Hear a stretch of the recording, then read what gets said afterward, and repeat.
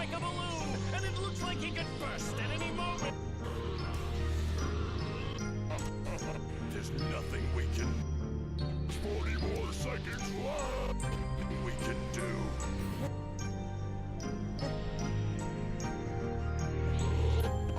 This time, there's nothing we can do.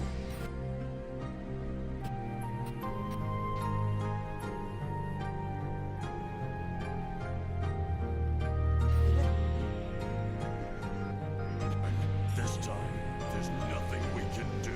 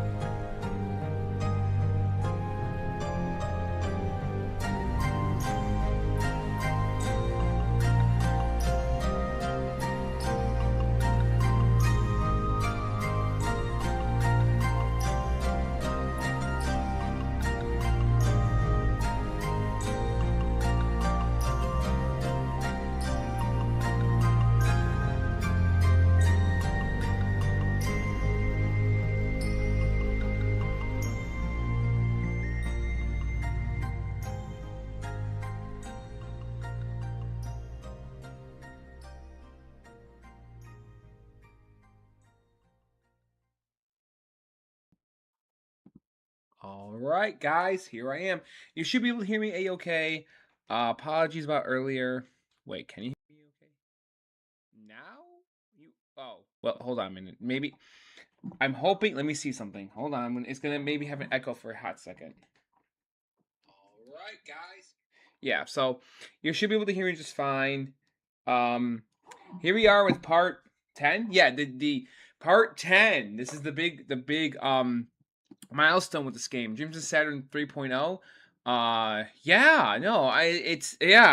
played this game back in Christmas. It's been 6 months now.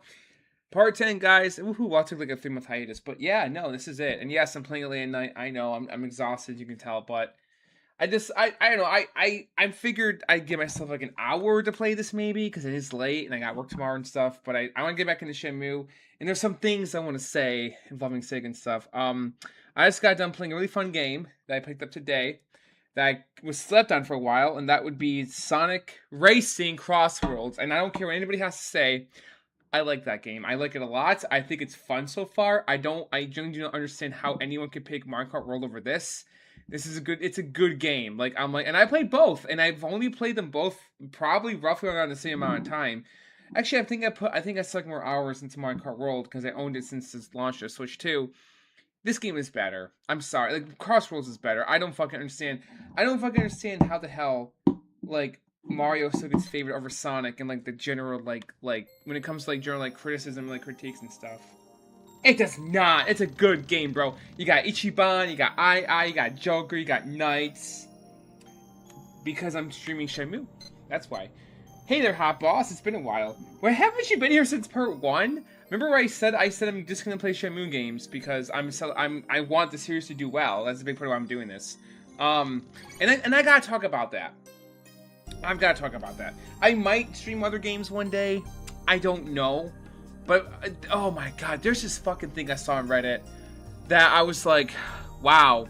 Doesn't matter what you say, people are gonna be just stupid. Or just jerks. So, I'll get into that in a little bit. So, and to be fair, and kind of unbiased, and to, like, be understanding as well, fair and understanding, the people that I'm referring to in the story, they have every right to have their opinion, they have every right to say what they say, they have every right to feel how they feel, because to be fair, my side of the perspective of things, I only heard, but it seems pretty legitimate from what I've heard. So people are frustrated. Okay, this is like only like a day or two ago. Why is the game not loading? Why is the game not loading? The fuck? Also, I was playing Sonic Generations again. Shadow Generations. The only thing that sucks about Crossroads. That's awesome. GGF. Yeah, man, that would give it a perfect 10 out of 10, right? Adding Princess Elise. I kind of like Elise. I used to think she was a shitty character. And then I saw Jay reviews, his video in Sonic 06. He brought up some pretty, like, honorable, or, like, not honorable, but, like, some really fair points / perspectives about Elise. Like, imagine not crying for, like, 15 years after your dad dies. That's actually, it sounds inhumane, and it sounds, like, stupid on paper, but, like, when you actually fucking, like, put it through her perspective, it's kind of like, yeah, actually, that's pretty strong, like, and sad, and, like, that's a lot to endure. Like, he kind of touched on it, and I'm like, he has a point, but, I don't know. I have okay feelings about Elise. I don't like that she kisses Sonic. I think that's gross, but it's not just because he's a hedgehog, it's because he died. He's a corpse. I mean, and the whole, like, Elise and, like, Sonic thing about that, it's, like, that's, like, such, like, a easy, like, point and laugh thing when it comes to, you know, calling Sonic bad. When it's like, well, how come nobody's laughing at Who Framed Roger Rabbit with Jessica Rabbit why does Sonic get to be targeted? Like, what the fuck? Plus, not only that was a concept since Sonic 1 with having a human girlfriend. I'm like, do you educate yourselves? Like, what? It doesn't matter. And everyone says Sonic kisses her. No, she kisses him. Like, you got it backwards. Like, it's just like, I'm talking about, like, the general, like, public, the general, like, what is it? Perspective on that moment. It's like, shut up! Like, seriously. Anyways, I hate how much hate she gets. Aw, that's beautiful for you to say, bro. She's not queen, that's funny. I think she's alright. Jugged up, yeah. So anyways, about Shenmue 3. Wait, no, it's definitely that one. Yeah, it's that one. Come on, please load. Please load. I gotta check what, good old George Kitchen said about, he helped me out in the last part. Uh-oh. Uh-oh.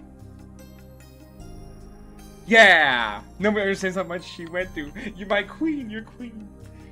Guys, we might be, this might be bogus tonight. I don't know yet. What the fuck is going on, man? Come on. It shouldn't take this long to load. Alright, well, it's okay. Look, oh, there we go. Something happened. Maybe, I think it crashed. George Kitchen, how dare you? I'm teasing you. Because he said in his last video, he gets anxious about watching live streams. Left to find. Oh, maybe it is loading. I heard his voice. There we go. Okay, there we go. No, bro, listen, like, it's funny because I'm just like, I just played a good game like Sonic Generations, which had a budget and a team behind it developing it. I'm gonna judge Shenmue, this Shenmue fan game that only had 2 people making it now, because it's gonna give George all the anxiety on the planet. So let's fucking do that. No, like, bro, like, even in like the last part when I was doing the racing mini games and I was having a hard time getting through them, I still understood because it's like, you're 2 people. Like, I get it.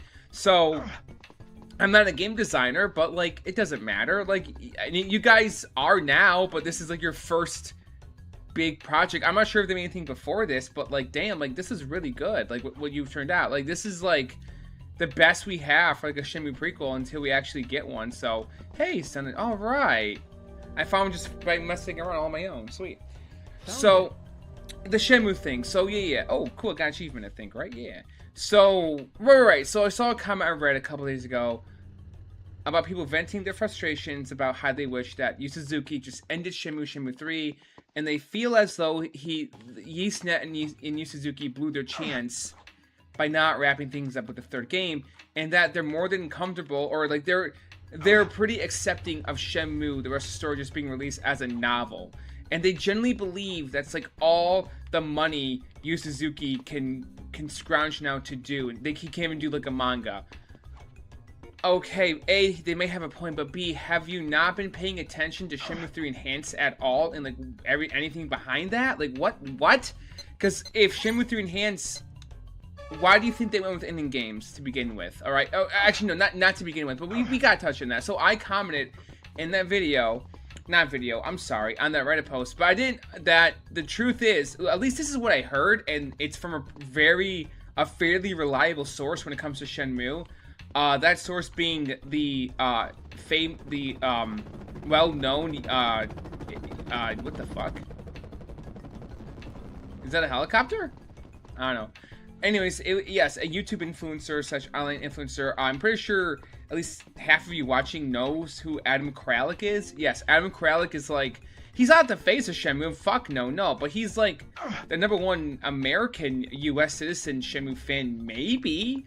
And he's kind of more than that now, and he definitely feels he is, because he's had like personal experiences with SEGA and development of Shenmue, and then yeah, he has a right to like kind of put himself on a higher pedestal like other Shenmue fans, but he's still just a fan. And at the end of the day, he defended YesNet in a video. Now I watched this video, I think this year sometime, or maybe it was like, no, I think it was sometime late.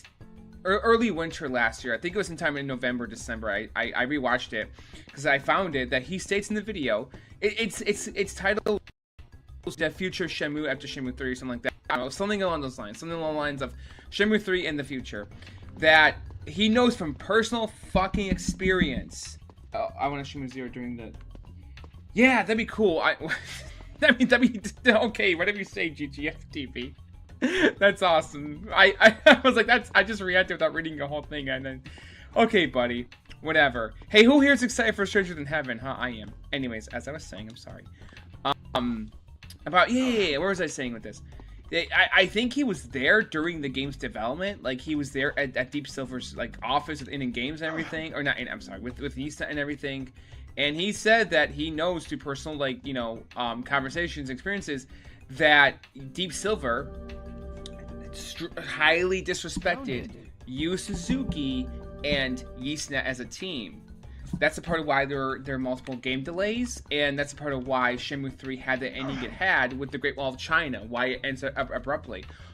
Also, he didn't touch on this, but in the game, or during the Kickstarter, there's a third area that was funded, which sucks major donkey balls and dick, because there's a third fucking area on the Kickstarter that was funded that we never got. Why?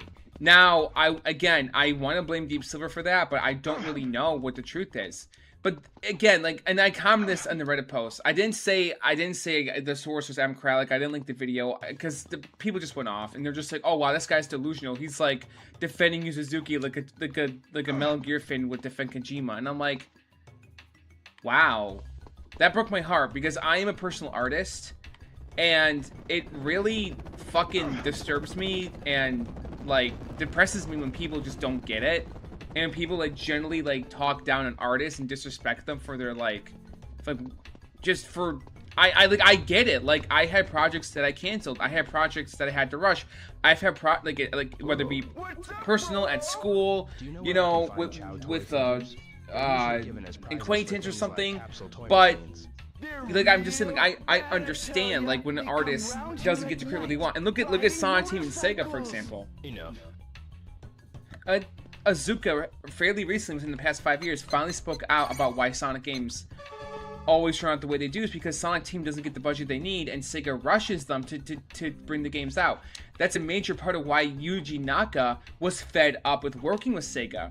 Yuji Naka was pissed off with working with Sega and he wanted to leave the company after releasing Sonic 1. I don't know if you guys knew this, but Yuji Naka threatened to leave Sega after releasing Sonic the Hedgehog 1 because he wasn't being credited for his work and he wasn't getting the respect he needed. I'm not fucking kidding. I'm not fucking kidding. Plus, Yuji Naka, you know, yes, he's kind of like especially in recent lighting, he's kind of an asshole. He's kind of a dick. He did some pretty shady legal stuff back in the day, but like, he has never ever disrespected Yu Suzuki. Make that of what you will, but if somebody like Yuji Naka has nothing but respect for Yu Suzuki, that should say a lot. I don't know. I don't know what that means to you personally, the viewer, but to me, that really puts things, that kind of says, like, this dude would go out of his way to, like, shit on, like, the biggest, like, assholes. Or, like, look like the biggest asshole and shit on people, but not Yu Suzuki of all people. Why? I don't know. Yu Suzuki just seems like a sweet dude. Like, I don't think it's his fault that we got for Shenmue 3. I just don't. Right, exactly. Yeah, I know. Is he in jail or is he out now? I don't know. I kind of want him back for Sonic, and I kind of don't, because one of the douchiest things he has ever done is he took, yes, I was a child growing up believing he was like the king of Sonic, that he was like Sonic's dad, because he took that label, and he's not really. It's Natoshima. Natoshima is the real creator of Sonic the Hedgehog. The character, at least. And Yuji Naka, yeah, he made the game. And yeah, he made Knights. Yeah. But so did, again, so did Natoshima, and so did, Azuka didn't show up until the third game. But, you know, Azuka's basically Sonic's adopted father. Right? And Natoshima is like his dad paying child support, like on the side or something. I don't fucking know. No, I mean, not really, but like the one that Sonic actually loves, right? And Yuji Naka's the other parent, just like paying child support and having to like put up with it, I feel like. But Natoshima's doing it like lovingly. He doesn't mind. That's the way I see it. I'm just being funny. No, I know Yuji Naka cares about Sonic and Knights. Of course he does, but he just doesn't want to work with Sega, and that's valid. But like, I don't know, man. He just seems like a dick. Like I don't know. I've always kind of liked Oshima because, again, he's a fucking artist, right? There's just something about him that I really like. And same thing with Yu Suzuki. I also think Azuka looks like a fucking rock star. He looks like a cool dude. He's always dressed in like leather and shit, and he's always talking like he just has like a cool vibe to him. I just generally like Azuka. What is the objective in this game again? You're doing a lot of jumping. I'm right. So I gotta find the Sanshines. I'm just talking. I'm just bullshitting around right now because I'm talking about things. I'm just kind of like I'm kind of just creating filler right now, just for the sake of making filler, because I'm talking about shit that I feel like I want to laugh my chest. So George Kitchen did help me in my last video, he did make a comment of like, you know, where to find the Sanshines. I found 2 of them so far. So I think he was discovering a gentleman. Is that a Dragon Ball Z joke? Like with like about like the ocean dub with, I don't know, with if you know, you know. Kakarot, your father was a brilliant scientist. I'm not sure, but yeah. Anyways, oh, so I gotta talk about that. Oh my god, on my video, man, somebody made some shitty comment about Seed Might, and I was like, don't you fucking even start, you asshole. Like, seriously, goddamn. I'll get into it in a little bit. So, I'm like, I was just like, let's see you fucking put in the hard work they did, and then you have a right to say something. Seriously, fuck. Alright, so here's George. He said, one happens organically. Your notebook should tell you that you need 5 Saiyans to get the 3rd, and go to tomato when you do. Press left bumper to... Oh, doi. That's right. That's a big one. He said press left bumper. Okay. So I gotta do that in just a second, right? Because that will give me hints, right? So... Oh, there we go. Yep, I already see one. Cool. Alright, chat. I had it. Hold on, guys. My chat's... The chat box is like, oh, there we go. Hold on a moment. You said... Okay. So... Yeah. So in my best way to own DBZ video, some asshole, I forgot what he said, but he said something really shitty about Seed Might. He was just like, Seed Might's version is like dog shit, or something along those lines. I'm like, are you mentally challenged? Like, how are you on the internet right now? I don't like making those kinds of jokes, because I do suffer from ADHD, so not really. Suffer. It's actually a blessing, but... Oh! I agree, GGF TV. I do love that game. I have been playing the PS5 version. They do something really awesome with... I'm not going to spoil it for you, don't worry. I'm just letting you know. You're in for a surprise. If you know the story of Dragon Ball, you know, Toriyama's original work, you know, I call it Dragon Ball because that's what it is. Dragon Ball Z was what Toei Animation wanted. Toriyama did make the name, but it's what anyways, whatever. That's besides. Okay, but what I'm saying is that the ending with Kid Buu and the Spirit Bomb, they do something really fucking cool that I wish was in the original like anime or manga. It's cool. You'll see what it is. I don't want to spoil it. And about the ending of Z or the Dragon Ball manga. Yeah, I love it so much. I love the final fight with Kid Buu because of Vegeta like sitting his ground the way he does. It's fucking awesome to see that. Goku sitting toe to toe with him as Super Saiyan 3. Also, Buhan's stronger. I don't care what anybody else says. Buhan's stronger. Buhan is stronger. I did. Oh my god, fucking Buhan's the strongest Buu.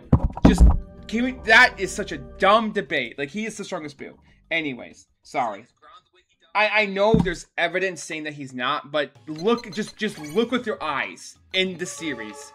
Super Saiyan 3 Goku versus Buhan, he would get mopped. Super Saiyan 3 Goku versus Kid Buu, he stands his ground. So is Super Saiyan 2 Vegeta a little bit. That should tell you everything you need to know about that argument. Like, fuck! Of course Buhan's stronger, what the fuck? Anyways, I digress.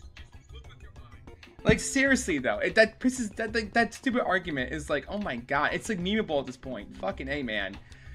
I'm just like, yeah, like, the fuck. And also, when Goku talks about, like, in Battle of Gods, when Goku says, that he may have to fuse with Vegeta again to fight Beerus, and he doesn't think it'll be enough. I'm like, Goku knows what he's talking about and everything, but I would love to see Super Saiyan 3 Vegeta full max go up against Beerus to see how he would fare against him. I don't know.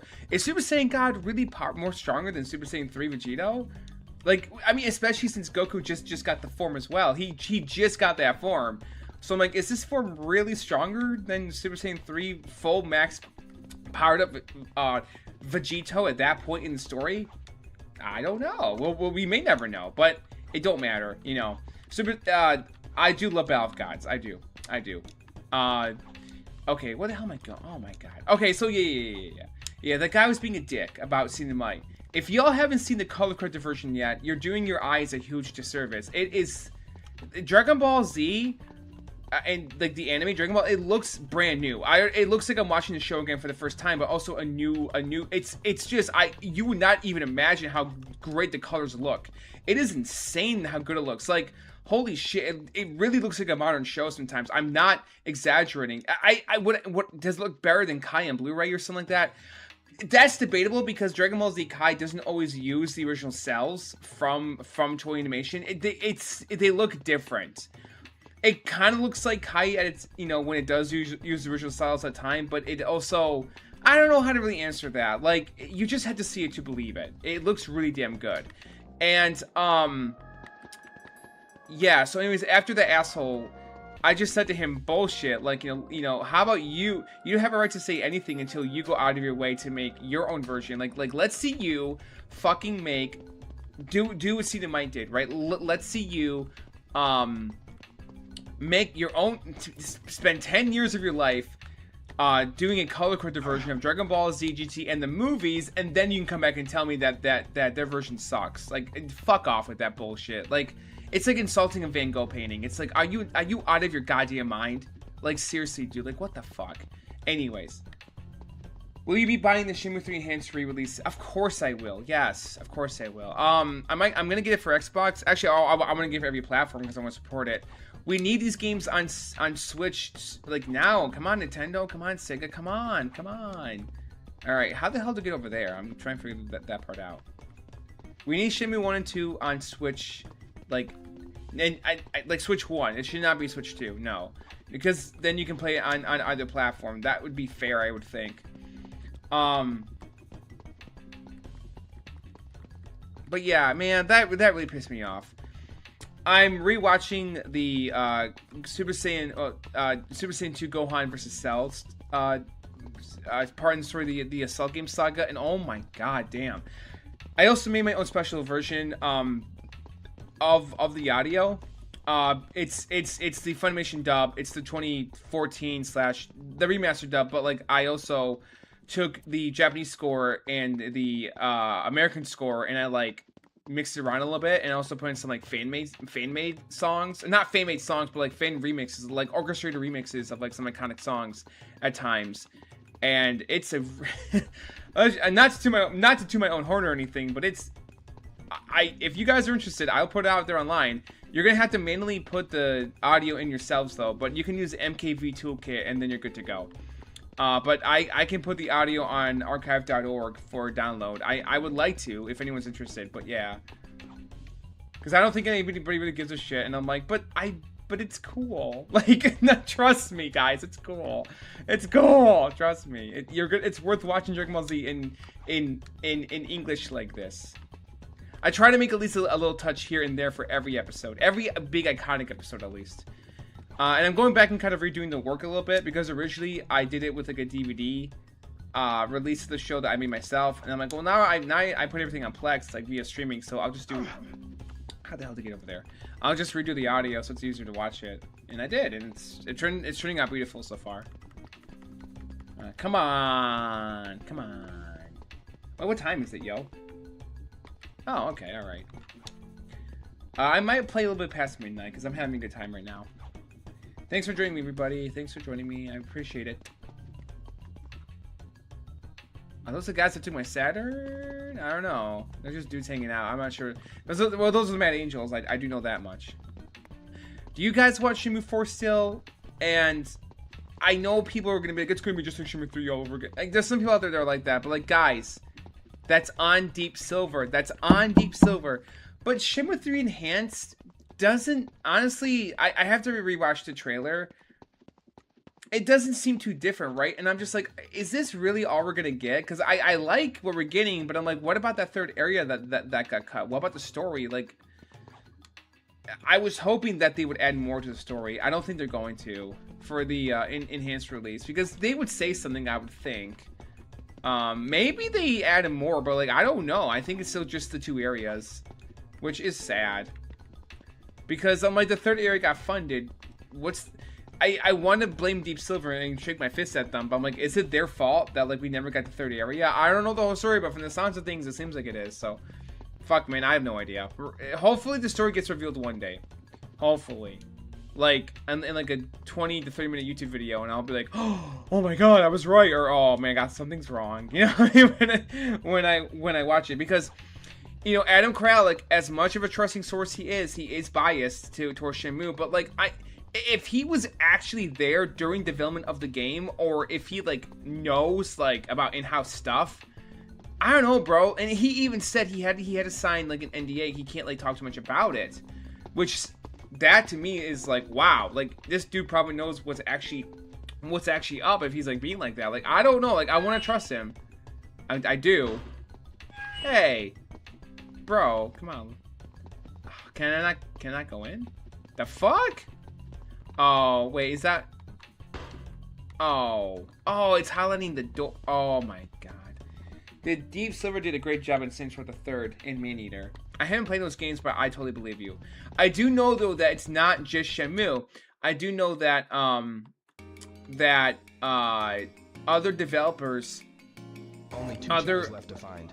Other like development teams out there have complaints about Deep Silver, and people in general have like complaints with them, like just consumers outside of Shenmue that I've briefly read a line a while back. I'm not saying they're all shit. That's not what I'm saying. I'm just saying that like, and to be fair, those games came out a long time. How long ago did Maneater come out? Because I know Saints Row 3. That's a game that was out during my middle school, high school days. That was before 2012. I graduated, or 2013. That's when I graduated. So this is a lot, but. And I know it got praised. Some people loved it, but you know, look at EA, right? Do they make great games? Yes. Are they a great company? No. So there you go. I'm just saying, like any company can make a great game. It's not about that. It's about like how do you treat your employees? Like how do you treat your staff members? Do you do layoffs? Do you not do layoffs? Do you give them the time and effort that they need? I don't know. I mean, look at Nintendo. Holy fuck! What happened to Nintendo? Goddamn. Ah man, ever since Reggie resigned and Doug Bowser came in, I was like, Nintendo absolutely died with Iwata. It did. Nintendo seems to be somewhat doing things decently now, but we're not quite there yet. The fuck, man. But Xbox, oh my god, Xbox. Holy shit, Xbox. They're doing good. They're doing good, guys. Only two chows left to find. They are. They're doing really, like, holy fuck, man. I am, like, baffled by, like, how much healing they're doing. I'm not a big Grand Theft Auto fan. I do like 4, and I do like Vice City, if I want to play a little bit of them, because of, like, the stories. One game that comes to mind, we mentioned GTA, is Crackdown. It's kind of like the same principle. You can just fuck around and have fun, and I do like Crackdown, but, yeah. Okay, come on, man. Alright, there's a lot of highlights. It doesn't really help with much.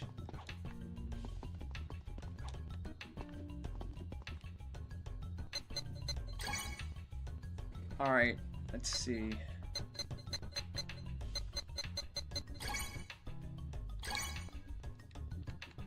I got 8. I only have 1 chow. I'm gonna double check what he said. Hold on, guys. Alright, guys. This is so awkward. I gotta switch, like, streams. Middle of my stream. Alright, what did you say, George Kitchen? Specifically. You did tell me to use left bumper, and I am. You said... That's kind of the only hint you gave me.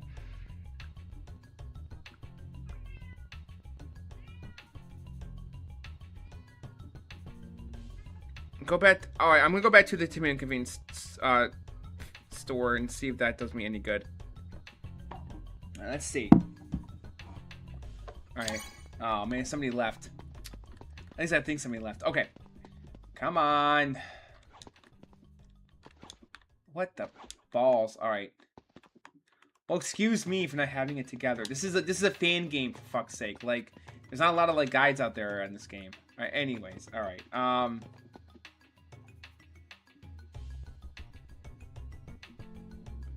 I love Super Mario 64. At Hot Box, I love Mario 64. Yes, that was the. I have all warms and fuzzies stories about that game.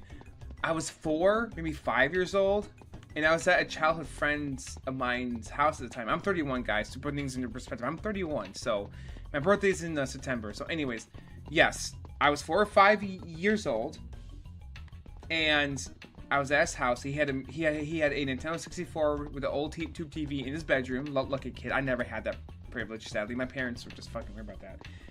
That was the first time that was the first time I ever saw Mario my entire life, was that game. And I didn't know anything about the Nintendo and Sega rivalry, about like people preferring Sonic over Mario, any of that stuff. I just was like, wow. Like, I could tell this game was magical. And the first Mario game I ever owned, I think, it wasn't that game, but it was the first time I played, because he only played for a little bit. I think the first Mario game I ever owned was Mario World on the Game Boy Advance, or Mario Sunshine. And then years later, when we got a Wii, I finally could play Mario 64 at home, and I did. Now I have the game physically. I'm close to beating it because I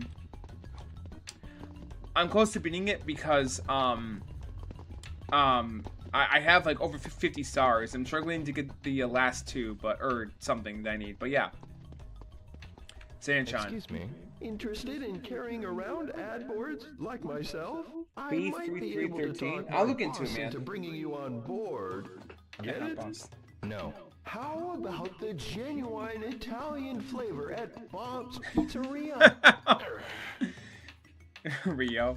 Alright, so I'm back at Tomato. What? Did I have to talk to her? Did I interact with... Let's see. Oh, it's over there. Oh, no. Is there anything in here I can interact with? No. Except for Mary. You already found 5. Here's your prize. Open it up and take a look. What? Yes! Did we get it? Yes! We got Anya Chow! Yes! Yes! We did it, guys! Alright, thank you, George Kitchen. Thank you! Ooh! Hold on a minute. Alright, bro. Halo Legends makes me depressed. Oh, hold on. We're gonna talk in a second. Hold on. At GGFTV. Hold on. What do you say? Oh! What is it? It's You're still intent on finding the Saturn, right? Yeah. Even knowing that you may die. No matter what. It's getting all serious. If We're I were sick of you, Saturn. I'd do the same. Okay, Please, Grisan. Alright. I may have some information regarding the location of the 4th Chow. Is that so? There is a rare Chow here in the harbor that came in from Hong Kong several years ago. Really? It was misplaced and ended up somewhere in one of the warehouses, probably buried under hundreds of crates. Okay then. Some clues have been found on its location, but only a handful of people know about it. One of the sailors has been looking for this Chow. I think he may be the closest to finding it. Okay. Sailors? Maybe you can persuade him to tell you what he knows. Look for sailors, find out where that Chow is, and return to us when you have all 4. I'll try looking for him. Thank you very much.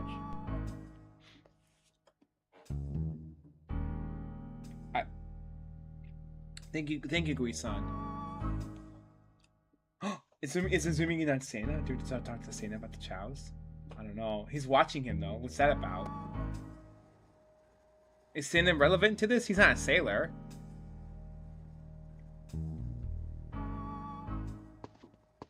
I wonder. Is that it? Thanks, Guisan. Man, I feel like we made some genuine progress there. That was nice. Alright, let's see. Oh, no. Hold on at GGFTV. I'll get to you in just a second, dude. Hold on. Also, for me personally, I never was able to get like a character Chow in Sonic Adventure 2. For like the longest time, I wanted to, but like it takes fucking forever, and you need to do like certain things like do it. I have the Chow Gun modify expansion. I forgot what it's called, but that really good Chow Garden mod for Sonic Adventure 2 that I think makes it a little easier, but I haven't gotten around to like figuring it out yet. But maybe I will later. Oh, how do you get to the notebook? Oh, okay. Oh, wait. This is my notebook. Oh, okay. Guizan mentioned that one of the sailors is yes. It may be close to finding it. I should look for a sailor and ask him what they know. Okay. I should definitely save it after all that. That was pretty good. You're pretty good. If you know that reference, again, you're pretty good. As I was saying, at GGFTV, you should play Expedition 33. It is so emotional. It reminds me a lot of Halo Legends. It's interesting to say that, bro, because I do know about that game. It was all over the place last year. I think it won a lot of awards. It looks really interesting. It sounds interesting. I've talked to people in person about it, or people have talked about it with me in person, I think. They brought it up. And I'm like, that sounds really cool. And fucking, oh my god, Halo Legends gets to my heart, man. Oh my god. To me, that's like the real swan song of Halo. It's like the actual true, like, this is like kind of it after Halo 3. Because that's like the last little piece of Bungie Halo that's kind of made. It's like a little treat to watch after you play all the games, and then it's kind of, and then it's like, oh, here's the Halo 4 era. Oh, great, okay. And I don't hate Halo 4, but like, fuck, man. Oh my god, what the fuck was Microsoft thinking? I really like Infinite, but oh man, poor Infinite. And now Microsoft is in a decently like healing spot right now, which is really cool. I'm really worried about that remake because Halo's future depends on it. And I'm like, that's pretty unfortunate, but okay, whatever. Like, how the hell did we get to this being like one of the greatest gaming, like potentially the most important gaming gaming like trilogy in America to like this? Like, what the hell happened to Halo? Oh, it's heartbreaking. We went and brought in the audience. What the fuck, Microsoft? What the fuck, 343? What the actual... What? Your audience was fine. If you haven't seen Ackman's videos on Halo, that's all you need to see to know what I'm talking about. Like, he's right. Like, everything Ackman has said and felt towards the franchise, I am 100% there with that guy. He's right. The Ackman is absolutely right. No question. It's not. It's objective. I don't give a fuck. He's absolutely right. Hisaka-san. All right. Anyways. Hey, Rio. If there's anything on the menu that you want to eat, let me know next time, okay? Yeah. Bye. I see. But anyways, that's kind of old news now because, like I said, Microsoft seems to be doing okay.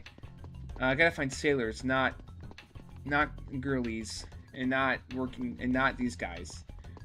Not security guards, I'm glad they named the new Cortana with the name of Joy. I liked her. I did too. The weapon, yeah. I also like the pilot character too. But man, you know what? Halo should now. I think we all know who the main character, like at least the character who you play as, at least in one major game, should be now. The Arbiter needs his own game. What the hell? Why was he not the follow-up character? That is so frustrating too.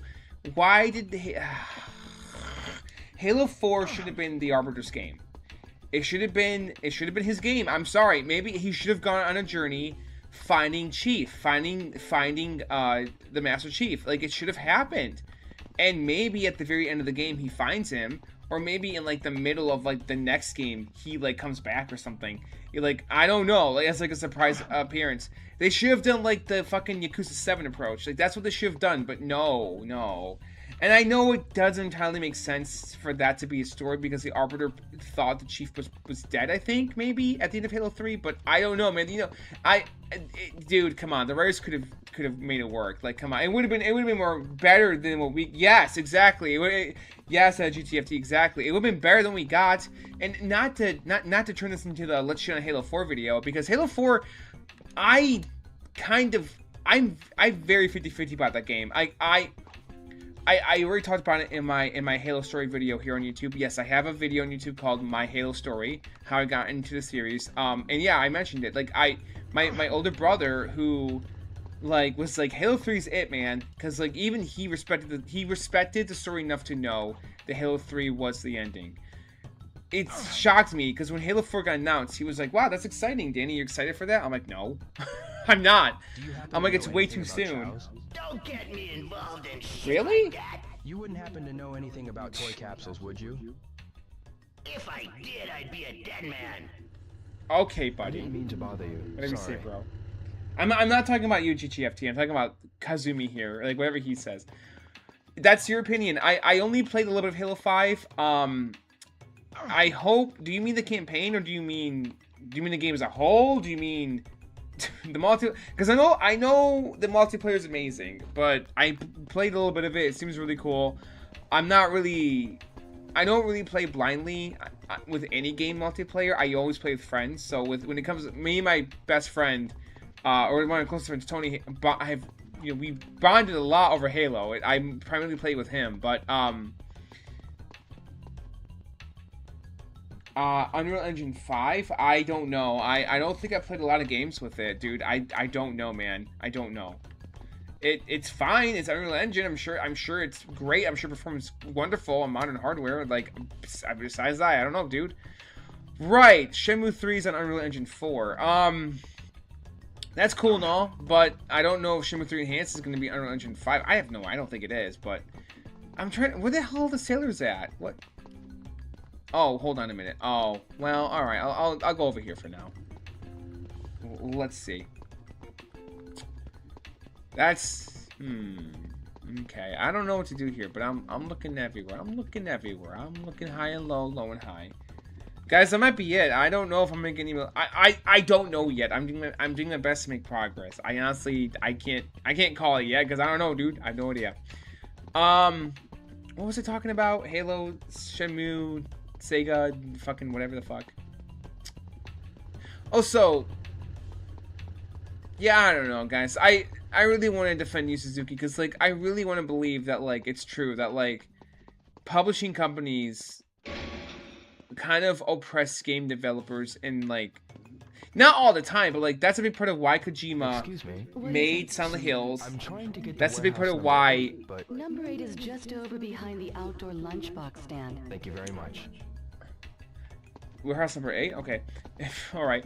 That's a big part of why Azuka fought SEGA. He fought the executives. He fought SEGA. Like, he, like, fought them in, like, a meeting for another year development for Sonic Frontiers. He did. That's right. That should tell you, again, what I'm saying should tell you everything you guys should know. Like, I can't believe that people actually don't know. It's just, knowledge is power, people. Come on, like, seriously, knowledge is fucking power. Like, what the fuck? If you can make a Shenmue game, what would my pitch be? Oh my god, dude.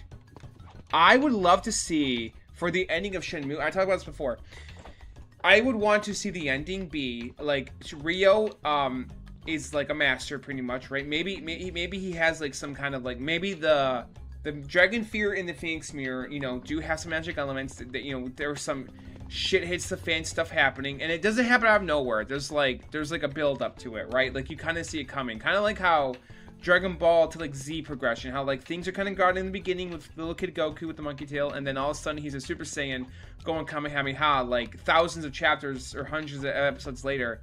There's got to be, like, some, like, natural progression to that point. That's what I'm saying. And at the end of the game, right, maybe there's, like, lightning in the sky, and there's, like, a giant dragon, a giant phoenix, like, battling each other or something, and Ryo is fighting Lan Di, and he defeats him, right? He tops him, and right then and there, in that fucking moment, maybe the Phoenix destroys the dragon, right? And Ryo has the chance to finally kill him, but you, the player, it's like a fucking Telltale game moment, maybe, right? Get to pick if you get to kill Lan Di or spare his life in the final boss, in the final moment, at the end of the game. And depending on which choice you pick, you get to play the game for, like, another chapter or two more to see how things play out. Kind of like Streets of Rage, but, like, with, like, more depth. That's my pitch for a Shenmue game. I want to see that. I'm hoping that's what they do for the ending. I don't think it will be, but, man, that would be... I would love to see, like, you actually get to decide, like Ryo's fate. Like, do you actually, like... Because, like, throughout the entire series, the theme is, hey, man... Obviously, you shouldn't get revenge. Like, do what's right. Do what's in your heart. That's the theme of Shenmue, right? But, like, you can middle finger everyone. All the people Ryo has met. Keep your friends close. Those who love. Keep your friends, those who love, close to you. His father's final words. Metaphorically flick it off, right? And be like, I'm going to kill Lan Di anyways. And then see Ryo, like... And see how things play out for him. Maybe Nozomi's like, I want nothing to do with you now. And that would be heartbreaking to see. Maybe Ryo ends up all alone. Maybe he kind of becomes, like, the next, like... Chi-Yumen leader or something. But if you spare his life, maybe things work out differently. Maybe he gets married to Nozomi or to Joy. I doubt that. I don't know. I'm just saying, I think it would be interesting. Like, things would work out better if he spares his life. Or maybe things would work out not terrible if he kills Landy, depending on what you do after. Maybe you still get the choice to, like, figure things out for Rio. I don't know. That would be really cool and innovative to see. That's what I want. That's my pitch. So there you go. Kojima's overrated. Metal Gear Solid 5 is one of the most expensive games ever made, yet it's still finished. That's not on him, though, bro. That's Konami not working with him, but whatever. Shenmue's never really been about player narrative choice, though. Sounds like Japanese Fable. I mean, yes, Shenmue is absolutely about player narrative choice. Dude, everything you do in Shenmue 1 affects Shenmue 2. Like, yes, it is. Well, yes and no. I know, like, the Korkan story is the Korkan story, but, like, there's still things, like, it's like a butterfly effect idea. Like, Shenmue never really got fleshed out enough to, like, show you what it can be, but it kind of is and it kind of isn't. It's not really... You can't really say that, and you really can't, because it's not finished. We don't really know. We don't actually know that's true or not. Yeah, I don't know. I only played Metal Gear Solid 1 through 4 all the way through, and I love them. I am playing 5, but, like, it feels so out of left field compared to the rest of the series.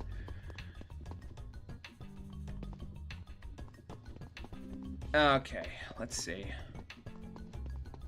I'm just happy with what Kojima's doing now with Death Stranding. I low-key wish he owned Metal Gear Solid and Kojima just, like, gave it to him. But that would be like Yuji Naka having the rights for Sonic Forever, which is like, come on, like, I don't know.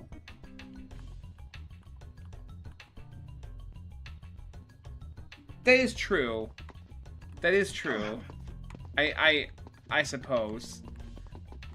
He's not 100% innocent, sure, but it's not just Metal Gear Solid 5. Like, he was kind of in like a similar position to Toriyama, where like Kojima wanted to end Metal Gear Solid at like multiple points, right? He wanted 2 to be the last game, and then he wanted to make something else, but then Kojima was like, Konami was like, you had to keep making more games. There's a whole story behind all of that. Okay, wait a minute. So why is he in warehouse number 8? What the hell's... Okay, hold on. Something's not adding up here. Hold on a minute. Hold on a minute, guys. Hold on. Hold on a minute. And this stuff is pretty fun to like debate, isn't it?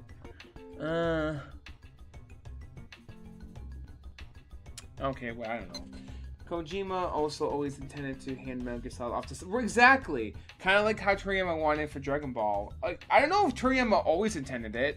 I don't think he did until after Boo. Yeah.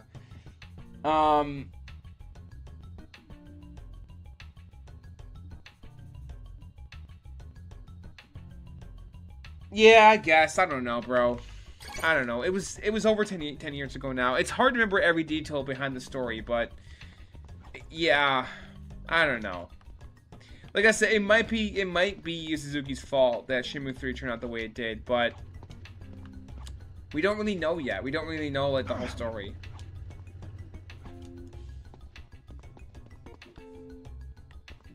Oh my god, yes, I have seen that video.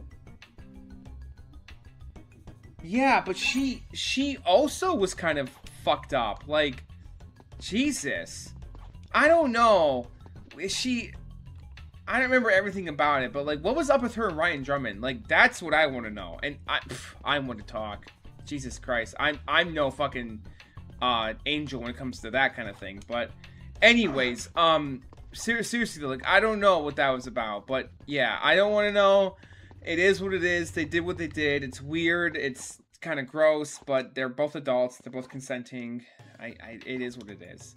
It's just kind of gross to me because I'm like, you guys were Sonic and Tails. Like, what the fuck? No, like, why?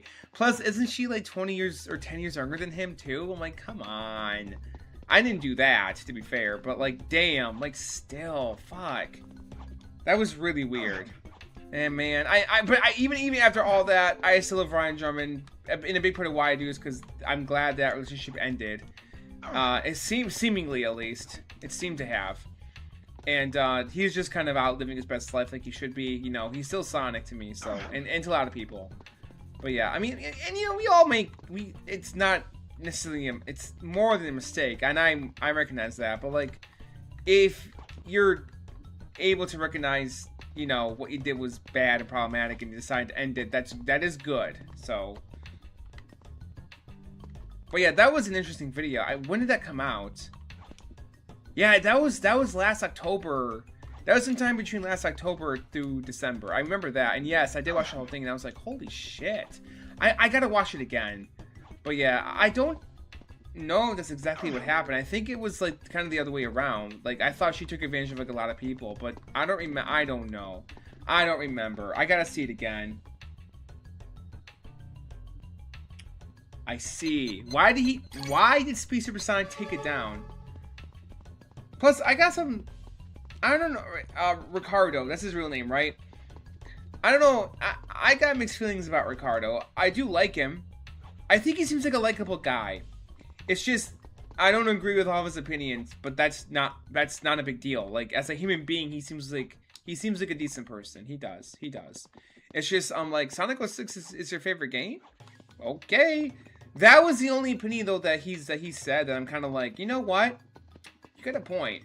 I'm not saying it's the best in the series. Fuck no. But his Sonic 06 is a game that I have come to appreciate more so now than I did. Well, I have a love-hate relationship with that game because I played that game since 2006, and I was 13 when it came out, and it took me years to finally kind of be like, this game is okay. I would not even say that's the worst in the franchise. Like okay, as gameplay wise. No, reputation-wise though, yes, it is.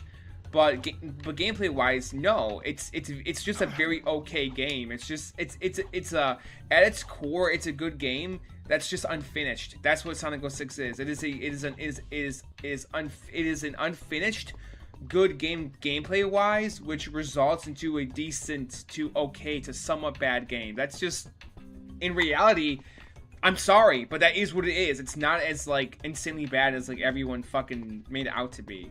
Maybe at the time it kind of was, but nowadays it's like, oh, this is playable. Like, okay. I haven't played that game since 2021, around Sonic's 30th birthday. And during that time, I actually enjoyed it, which surprised me. And I'm not talking about the PO6 version. No, I mean the original 360 release. And I'm like, why is this game not bothering me now? Why? It's something inside me just changed. I guess I grew up a little bit. I don't know. But yeah, no joke.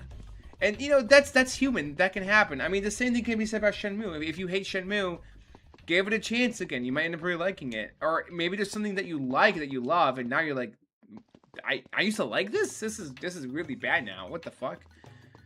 Like me and Sonic Side AM a little bit. No, I do like Sonic Side AM, but yeah, wow, holy crap. It does not hold up very well. I am excited for Season 3, though. I am. Oh my god. Alright, what time is it? That makes sense. Yeah, guys, I might call it here. I'm not making much progress. I've been running around for 30 minutes now trying to find out what to do. I should just talk to people. I can't talk to that guy. I'll talk to this guy. No? Okay. And I'm so happy that Sonic Unleashed is gaining the defense and love it deserves in recent time. That IGN review will forever be like unfair and completely unjustified and unprofessional and just very dumb, you know, and just ridiculous. I'll never forget it. Like, poor Sonic. Poor Sonic. Excuse me. What is it? I'm trying to find little toys called chows. Can't you ask someone who's not busy? Oh shit, sorry, I was trying to skip it.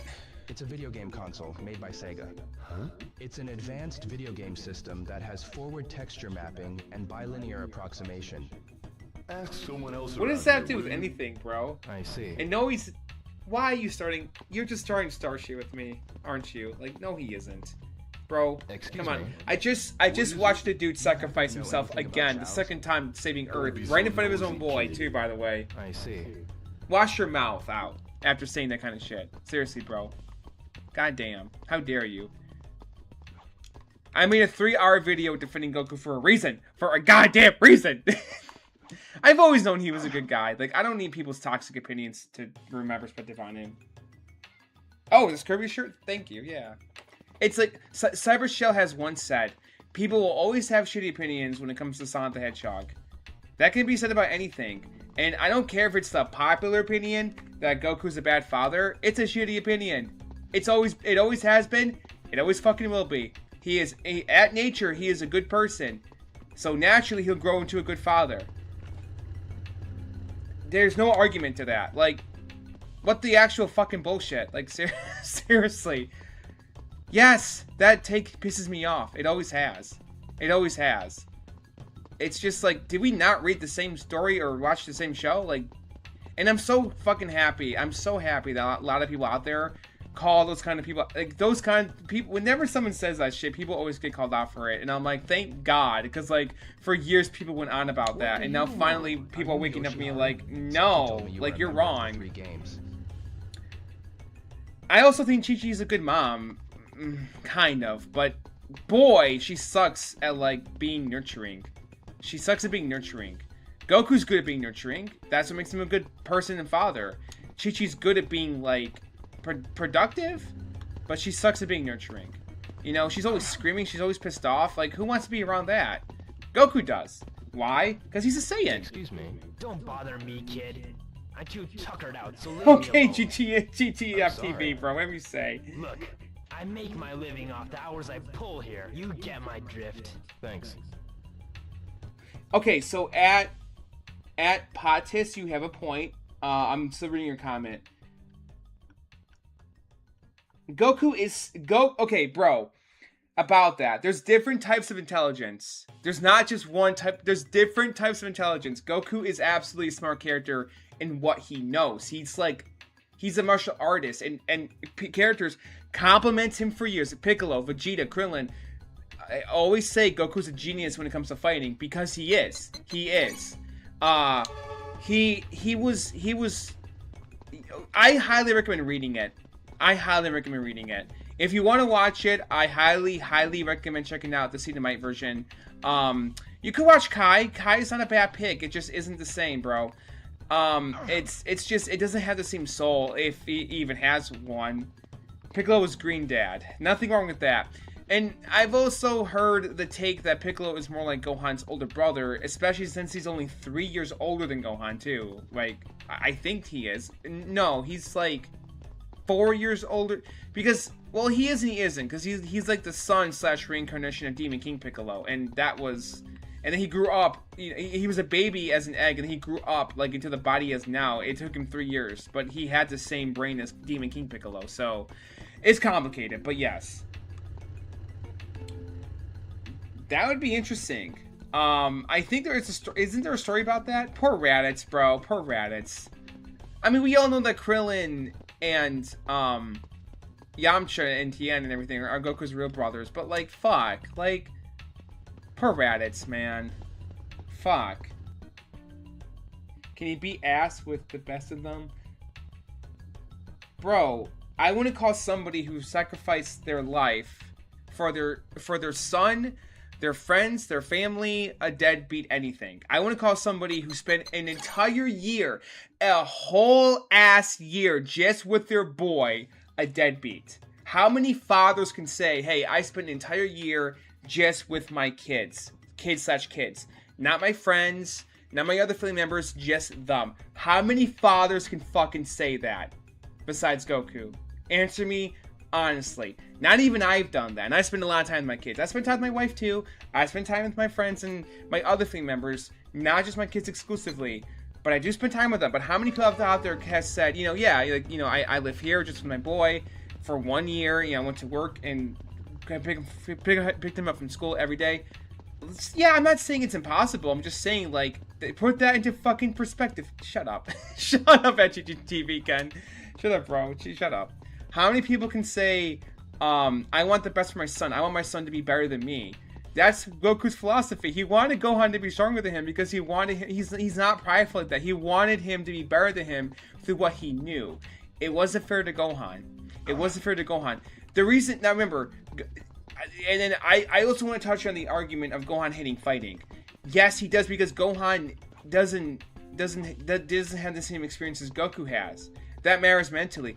Goku, for Goku, fighting wasn't about death. It wasn't about violence. It was about growth. It was about experience. It was about training. It was about the journey. That's what Goku wanted for Gohan. But Goku hasn't always been around. And how many times has Goku said, Gohan, I don't want you involved with that. That's way too dangerous. And Gohan's like, I'm going to do it anyways because I can do it. And I have the potential to do it. Gohan puts himself in those situations. Goku is not always physically capable to take him out. Like when he's on Namek, for example. They had no idea Namek was going to be dangerous. They had no idea Frieza was going to be there. They thought it was going to be innocent. They thought it was going to be like safe because the Namekians are, King Kai told the characters, Namekians are loving people. They had no idea Frieza was going to be there. They had no idea. So that's not in Goku. When Vegeta fights Goku, what does Goku say? Krillin, Gohan, get out of here now. You're going to die. He's like, my son, get away from here. This is very dangerous for you. Leave. Who decides to come back to save his father when he's close to death? Gohan does. Do you see my point, guys? I hope. Yeah. Like, how does that make him a bad father? I don't understand this logic because it's fucking illogical. Piccolo is the green character who wears the turban and the cape. He's an alien. He's a Namekian. Why did you read the rest of your comment? Oh, man. That's funny. Well, okay, yeah, he's... In terms of personality, he's basically the token black guy, I guess, but... Again, bro, I would read it. I would read the manga because the pacing is better. Oh yeah, I didn't talk about that yet. That's not just exclusive to Dragon Ball. That's every toy animation anime ever. One Piece and Sailor Moon have the same problem. One Piece and Sailor Moon they also take forever to get the plot moving. Me personally, I don't hate that. I do love the filler, specifically in Dragon Ball Z, and I guess technically. Well, okay, Dragon Ball Z, yes, I do love not all of it, but I do love like at least 80% of it. What's up? Do you know a place where sailors hang out? Here we go. Hey, Rio, truth is, how the hell should I know about it? Okay. You know, I really like women that are intelligent as well as cute, sweet, and honest. Yeah, those are good qualities. I just know that there's someone like that out there for me somewhere. You can't have everything you want. Have patience. Rio, you're so right, man. That is a lesson I struggle with a lot. I'm not always the most patient person I need to be. What? I can't talk to... Okay, well... Alright, guys, I'm gonna end it here. Yeah, I'm sorry. I'm tired, and I'm not getting anywhere with this. What do you think of the Goku Black Guard? I thought it was... At the time, I was watching Dragon Ball Super in Japanese at the time, and I thought it was epic as hell. I loved the ending with I loved the Trunks and Vegeta bonding. That was my favorite part of that arc, was everything about Vegeta and Trunks. And everything about Trunks just being like kind of the focus of that story. The Super Saiyan God Rage thing was awesome, but also confusing, right?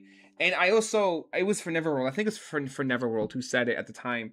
The theory that that Goku from the afterlife in the future timeline created the Spirit Bomb sword. Maybe, but what and why now? It's like, what? Here's the thing about at FOB 911. The Dragon Ball Super anime in general, I don't like it very much. For years, I've been saying I don't like Dragon Ball Super. And a lot of fans shit on it. A lot of fans say GT's better, all this stuff. The manga is really good. That's the thing about Dragon Ball Super. And here's the thing. The Dragon Ball Super manga specifically, and even the original Dragon Ball manga itself, kind of proves that GT is canon. And you might be thinking, what are you talking about? What? Let me explain what I mean by that. The original Toriyama Dragon Ball 42-volume manga from the Garlic Jr. saga all the way up to Majin Buu is not a one-to-one adaptation of the toy animation anime because at Hot Boss, and I'll explain that in a minute, because there are differences in the story. There are yes, the beat for beat big events are the same, but there's still differences and different. It's like a butterfly effect thing. So already before GT even existed, the Dragon Ball and Dragon Ball Z animes were technically a different universe than the manga, right? and then you had the movies. The movies are also their own story. What I like to see is, I for one have always agreed about the multiverse thing. Toriyama never said anything about that. Canon doesn't matter when it comes to Dragon Ball. Like, you can say whatever the fuck you want. You can say, hey, I think that the Dead Zone movie is canon to the anime if you want to, but how? Like, the only thing that like sticks out is that the characters know who Gohan is already. Like, it's like you could say it's a prequel between Dragon Ball and Z, but you can't, because Gohan, right?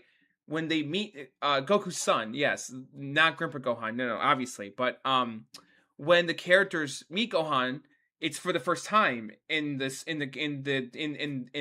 Toriyama story, right? So in the movie, it's established there you know who he is. So that there's that little tidbit there.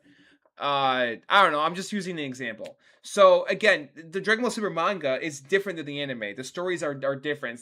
Very different things happen. Very noticeable, big different things happen between those two those two pieces of art of work of media compared to the original Toriyama manga of Dragon Ball and the animes of Dragon Ball and Z, right? So that right there shows you they're different universes, they're different narratives, they're different stories. How is GT not canon then?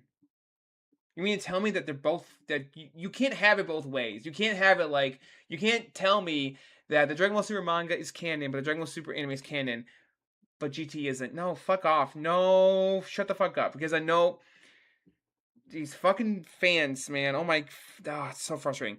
Being like, oh yeah, because Super is a sequel to the manga, and in its own timeline, and the Super anime is the sequel to the Z anime in that timeline.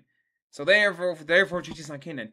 You just confirmed that multiverse, multi-timeline is a thing in Dragon Ball.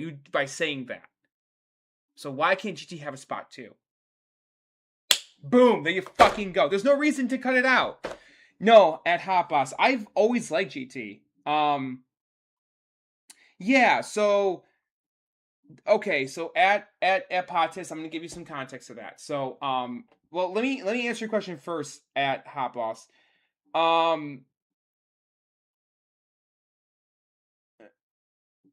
I've always loved Super Saiyan 4 for one, and I've always loved the ending of GT. Daima, I like Daima. I didn't think I was gonna love. I have a reaction video to that. I'm like, why the fuck are we getting this? And I saw it. I was like, oh my god, this is very Toriyama. And guys, I'm gonna say it. I'm not a Dragon Ball fan. I'm an Akira Toriyama fan. I'm a fan of him, of his work, of his creations. Right over here. Check this out. Look. I have his manga theater right here. This is a very underrated book. It doesn't get talked about enough. This is a very underrated manga. These are his first ever published stories. And he has little notes in here talking about them, right? Of like when he got them like made and stuff. Years before Dr. Slump.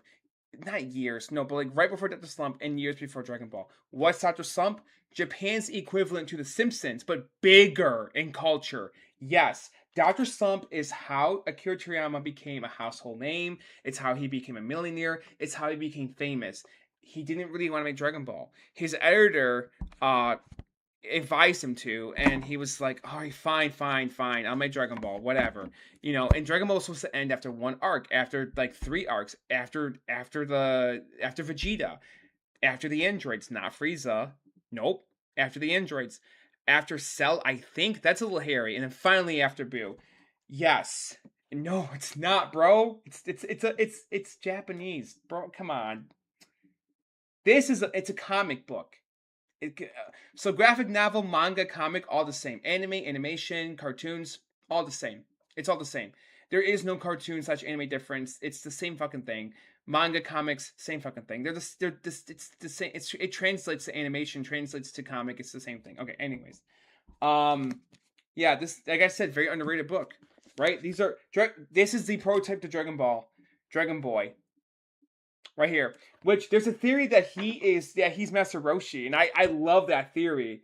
I want to believe that's true. Like Toriyama never says it, but he's got those bandages on his back when he first uses the Kamehameha in Dragon Ball, And Dragon Boy has these wings, and it's just like, did he get them cut off? Maybe he did. Who's this guy? He looks like a Dragon Ball Z character. Who's this character? I don't know yet. I don't know who this is, but I'm gonna find out later. I'm only on I'm right here in this thing, so I'm still reading it. This is a beautiful book. I also own this right over here. I own the first 2 volumes of Dr. Slump. I bought volume 3 just today. They're super cheap on Amazon. I love Sandland, and I have the game. I love Sandland. Sandland is so fucking just great. Like Toriyama was just a big nerd, a big creative nerd who was also a really genius artist that could like take like different styles. And his style, his artwork is harder to emulate than you might think it is. I can even fucking emulate it. He loved the Terminator. He loved Star Wars. Oh, look at my pants. Look at, I got Goku right here. He loved the Terminator. He loved Star Wars. He loved martial arts films. Comedy movies too. I'm sure. He was just a big geek, right? That just wanted to tell stories, and he did. And he's again kind of like Kojima or Yuji Naka even, but maybe a little different. He didn't hate Dragon Ball. He just wanted a break. He just wanted a conclusion so he can move on and create other things. And so finally, in the late 90s, he did. He made Majin Neko. He made Sandland. He made the Gekko series, but that's connected to Dragon Ball. It is. But he did make his own stuff after that. He did. So yeah, he just and he helped Toei Animation get GT started. He didn't completely ban Dragon Ball after Z. After the manga was done, he put his DNA in there, and then he returned in 2008 to make the Return of Goku and Friends special. That was before he even saw. I think that's before he saw Dragon Ball Evolution. I think, or it was around that timeline. It was around that point. But yeah. Oh, like you mean like Dragon Quest and stuff? Or I have played Blue Dragon. And I had Dragon Quest 8. I played a little bit of them.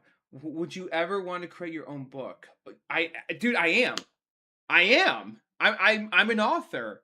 It's just not published yet. This is very high. I'm very vulnerable about this sort of thing.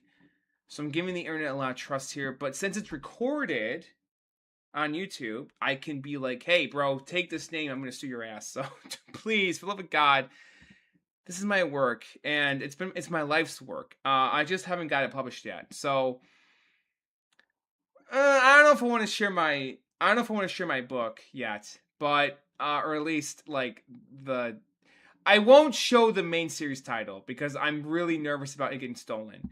So I'm just going to show the subtitle, and I'm just going to show my book. Here it is. Nah, that's not it. That's my internet's fuck. My computer settings. There it is. This is my book right here. It's right here. It's right here. Here it is. There it is. That's yep. So took me a long time to write this. I just haven't published it yet. I'm still trying to get it off the ground. But yeah, like I love Dragon Ball. I love Akira Toriyama. I love a lot of stuff. It's thanks at Celia101. I appreciate that, bro. So yeah, I don't know. What the hell is he talking about? I was getting really passionate about Toriyama. Look over here. Look. I have the entire manga right here. This might be the worst version to read because it's censored and stuff, but I like it. I don't care. It's the version I got. The 3-in-1. Like the manga, the North American manga releases of Dragon Ball and the North American like home releases of the show Dragon Ball Z of like the anime have like similar problems. Like Funimation and Viz Media both fucked up and censored and botched certain things. It's crazy. So there's like when it comes to Dragon Ball, you can 110% trust Seed of Might. That's Seed of Might. Of anything they made and like put out. You can trust them from anything. Oh, I like the Warriors. Why'd you mention the Warriors? Do I have something about the Warriors around here? I don't know. That's a good movie. Blastwix? Yeah. Let's see the first page. A little taste. Oh, my book? Oh, dude, I'm sorry. Maybe one day. Hey, George Kitchen, how you doing, man? But wanted to check in. Did you forget yeah, well, Guizan showed up. Guizan showed up. I'm just trying to find a sailor to talk to now. So thanks again for your help from the last part, dude. I really appreciate it. I was kind of teasing you earlier because I was like, oh yeah, I was playing a good game earlier. Now I'm playing this. I'm not being serious, bro. I'm very appreciative of what you made. Like, you're two people. You and your brother made this amazing prequel thing. You're not a budgeted team. Like, and I even say it in my live stream. You'll see. Like, I know, bro. I'm not a dick. Like, I'm not gonna be like, oh, fuck you for making a bad, like, for this game being the way it is. No, like, I understand, bro. Like, I'm not a game developer, but I'm a creator. I'm an artist. I know what's like. I know how hard it is to make things in general. So, yeah. Yes, I would really appreciate that. If you want to tell me, go right ahead. I'm gonna leave soon, but I'm sticking around for a bit longer. Oh god, I'm tired. This is fun. Thank you everybody for showing up and keeping it lively. That's a cool Sonic poster back there. Yeah, I sent away for the free, not for resale copy when I was a kid. And when it came in the mail, it was the best day of my life at that point. So about the not for resale Sonic the Hedgehog. That was a new concept to me when I was a teenager, because when I was a little child, my uncle, my mom's brother, a brother of twins by the way, but my mom's brother, she has two brothers and then twins. Blended me and my siblings, or my family, I have three other siblings. The Sega Genesis was Sonic 1 and 2, and they were store-bought. They were the store-bought versions. I was only 4 years old. This is before the internet, before anything. Way after the Sega Genesis's heyday, when the Dreamcast was a thing. And I had no idea what the fuck a Dreamcast was back then. So, thank you, man. I appreciate it. I really want to publish it. I hope I get to one day. Right now I'm looking for ghostwriters. No, I'm sorry, not ghostwriters. Beta readers. I'm looking for beta readers at the moment. Yeah. So, anyways, I never knew about the pack-in versions of Sonic 1 and 2. I never even thought about it. So now I do have those versions. I don't have the ones with the not for resale label on it, because I'm like, it just feels wrong to me. Like, it wasn't the version I had growing up. So, yeah, I don't know. Anyways, thank you for telling me that, bro. Thank you so much, George Kitchen. Well, I mean, I know you're not a game developer, but didn't you and your brother make this game? Right? I don't know. What the hell was I saying? I don't know. I love Sonic. I love Toriyama. I love Dragon Ball. Check it out. Oh, yeah. At Patis, look up Geekdom 101. He has great guide videos in Dragon Ball. Geekdom 101. That's his name. Geekdom 101. Watch his video of why you should start with Dragon Ball and not Z. The history of how Dragon Ball Z got its name, and a handful of other. Those are really good beginning videos, I feel like, about the franchise. Like, a little bit. It's called Dragon Ball Z because Toriyama, again, wanted to end the series, and Toei Animation wanted a new name for the franchise. And so they were going to call it Dragon Ball 89. But they were, which is very dated. And they were going to call it Dragon Ball Gohan's Great Adventure. Yes, they were going to call it Gohan's Great Giant Adventure. And so he's like, well, I'm gonna wrap it up soon. Let's call it Dragon Ball Z, because Z is the last letter of the alphabet, and the US alphabet or whatever, and it's supposed to represent the end. So it's technically it's called Dragon Ball The End.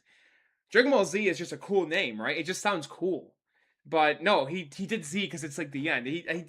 That's genius, but also really simple and dumb at the same time. Same thing with Super Saiyan's design. The reason why Goku's Super Saiyan design looks the way it does is because Toriyama was his hand was hurting from inking in all that black hair.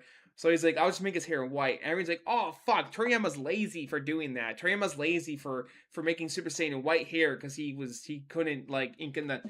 He's been making mangas 5 to 7 years before that point, inking in multiple characters' hair. Look at that. He's been doing this shit for years, guys. I think the dude deserves a bit of a break, okay? Like, like, for fuck's sake, right? I mean, give the guy a break with that excuse or reason. Give a reason.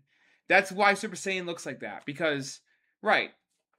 I think you should finish the book. I did. No, I did. It's finished. I'm just looking for people to beta read it, so because for grammar reasons and just to get like a feel for it. Patis. It is the most important manga series of all time, arguably. I mean, before it, there's Astro Boy, there was other franchises that are monumental as well, but if it wasn't for Dragon Ball, manga and anime, Sonic over here, Sega, a lot of things that you love in multimedia would not be the same. Toriyama's influence is a lot bigger than you might think it is. I mean, look at all the tributes he had when he passed away. The king, I think, like one of the high representatives of China, I don't know if he was a king or a grand priest or whatever, had a Super Saiyan 3 tribute to him, like a drawing of Super Saiyan 3 Goku to him. Mexico, I think it was maybe somewhere in South America, had like a big like tribute to him as well. All of Mexico is basically Dragon Ball land, so the Mexican mafia or cartel was like, we're not gonna do anything violent, anything illegal, anything crazy to respect him, like out of sheer respect. That's a big deal. They like took a break. Yeah, man, Dragon Ball is massively important. It is. And Dragon Ball is a big reason of why I even am an author. I wanted to write books before I even seen it or read it, but it changed my story forever. It did. After I discovered it, I'm like, holy fuck, I gotta change my book a little bit here, and so I did. So thank you, Dragon Ball and Akira Toriyama, for that. Thank you.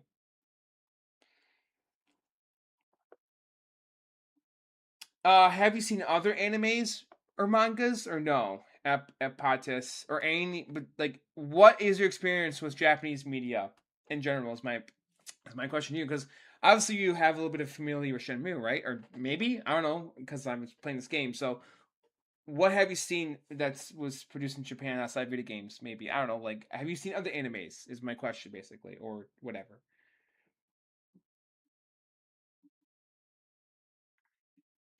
Because Dragon Ball was like my personal first big anime show. Growing up, I didn't have Toonami, I didn't have cable television, so I watched. I only got to see it briefly at like a friend's house or on vacation, and I was not a fan of it. I was like, this is weird. Dragon Ball's a great first one, and I'm getting into that in a little bit. And so I've only seen like a handful of episodes. At my friend's house, I saw a little bit of the Rat Saga. One night in a hotel, I swear to God, I saw the episode. I saw Super Saiyan 3 Goku fighting Fat Boo. I swear to God, I saw on TV. And then I think it was during a holiday break. I was with my cousins, and during Adult Swim, we watched the Dragon Ball episode of Goku and Jackie Chun or Master Roshi fighting, and they use up all their powers. So like, we're just gonna do basic hand-to-hand combat. And I was like, that's cool. I'm gonna see this. And then I got into it when I was 14. And I was like, this is the best fucking thing I've seen in my entire life. If you like superhero stories, if you like martial arts, if you like science fiction, if you like fantasy, if you like good art, if you like interesting character, if you like deep character development, if you like stories that the more times you see them, the deeper it gets, you'll love Dragon Ball. You will like or love Dragon Ball. I'm telling you. It's people out there have shit opinions about it. See it for yourself, man. Like, give it a chance. Start in the very beginning of it. Kind of stinks. I'm not gonna lie. The first 13 episodes / the first character story arc of Emperor Pilaf, it has that gag manga. This is gonna be just like a quick thing mentality, right? The very beginning of it, Toriyama was like, this is just gonna be a side thing. I don't take it too seriously. He decided on his own he's gonna make more after the Emperor Pilaf stuff. He did.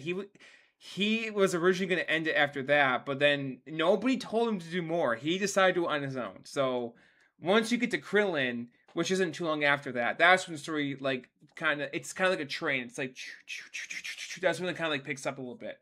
So before that though, it's like a train sitting there being like, all right, are we gonna get going here? But it's also kind of funny at the same time. The comedy never really ever dies. Toriyama has always been a comedic genius first, and you'll see as you experience the story. Which my insight, people wait, what? I thought Dragon Ball was like an action story. No, it's a lot of things. It's a lot of things, which is a big part of why it's so culturally like big and impactful and accepted everywhere.